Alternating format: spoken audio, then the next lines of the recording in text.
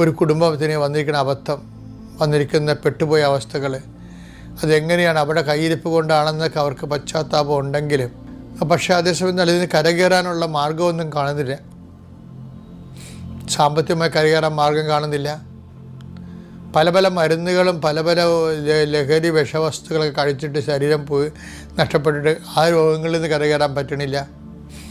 ഇങ്ങനെ സ്വന്തം കഴിവിനെ കരകയറാൻ പറ്റാത്ത മക്കളെ സമർപ്പിച്ച് പ്രാർത്ഥിക്കുന്നു.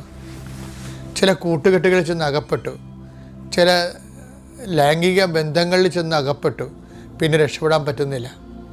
എന്നാൽ പിന്നെ മരണം വരെ ഇങ്ങനെ പോട്ടെ എന്ന് പറയുമ്പോൾ അങ്ങോട്ടും ഇങ്ങോട്ടും ആത്മഹത്യ ഭീഷണിയും അങ്ങോട്ടും ഇങ്ങോട്ടും കൊലപാതക ഭീഷണിയും അങ്ങനെ ചെന്ന് ചുഴിയിലകപ്പെട്ടു പോയ കുടുംബങ്ങൾ അവരെ നീ അമ്മേ, പരിശുദ്ധമ്മേ, ദേവമാതാവേ, ഈ പ്രാർത്ഥനയുടെ ശക്തിയാൽ ജീവിതം ഒടുങ്ങിപ്പോയവരെ, പോസ്കോ കേസ് അകപ്പെട്ടവരെ, അല്ലെങ്കിൽ ഞാൻ തെറ്റ് ചെയ്യാതെ തന്നെ എന്നെ ശിക്ഷിച്ചു, എന്നാൽ തെറ്റ് ചെയ്തിട്ട് കാര്യം എന്ന് പറഞ്ഞുകൊണ്ട് ഒരു ശിക്ഷ മേടിച്ചതിൻ്റെ പേരിൽ പുതിയ പുതിയ തെറ്റുകൾ ആവർത്തിച്ച് നിരാശപ്പെട്ട് വീണ്ടും തെറ്റിൽ തന്നെ മെഴുകി ജീവിക്കുന്നവരുണ്ട്.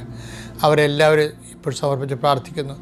എൻ്റെ കർത്താവിൻ്റെ ഉന്നതമായ നാമത്തിൽ സഭയുടെ അധികാരത്തിൽ പുതിയ സംരംഭത്തിന് വേണ്ടി ഒരുങ്ങുന്നവരെ ആശീർവദിക്കുന്നു. പുതിയ പഠനങ്ങൾക്ക് ഒരുങ്ങുന്നവരെ ആശീർവദിക്കുന്നു. പുതിയ യാത്ര ചെയ്യാൻ ഉദ്യമിക്കുന്നവരെ ആശീർവദിക്കുന്നു. പുതിയ ജീവിത രീതികളും പ്ലാനുകളും പദ്ധതികളും നടപ്പിൽ വരുത്താൻ വേണ്ടി പരിശ്രമിക്കുന്നവരെ ആശീർവദിക്കുന്നു. അവർ ചെയ്യുന്ന കാര്യങ്ങൾ അവർക്ക് അബദ്ധമാണെങ്കിൽ അതിനെ പിന്തിരിയാൻ വേണ്ടി പ്രാർത്ഥിക്കുന്നു. ദൈവത്തിൻ്റെ കൃപയാൽ നീ അനുഗ്രഹിക്കപ്പെടട്ടെ. ഗർഭിണികളെ ആശീർവദിക്കുന്നു. പ്രസവ വാർഡ് കഴിയുന്നവരെ ആശീർവദിക്കുന്നു. കുഞ്ഞുങ്ങൾക്ക് രോഗമാകുന്നവരെ ആശീർവദിക്കുന്നു. പലതരത്തിലുള്ള കുടുംബസമാധി ഇല്ലാത്തവരെ ആശീർവദിക്കുന്നു. ഭർത്താവും ഭാര്യയും പിരിഞ്ഞു നിൽക്കുന്നവരെ ആശീർവദിക്കുന്നു. കർത്താവിൻ്റെ കരുണ അവർക്ക് ആവശ്യിക്കുകയും ഒരുമിച്ച് ജീവിക്കാൻ അവർ സഹായിക്കുകയും ചെയ്യട്ടെ.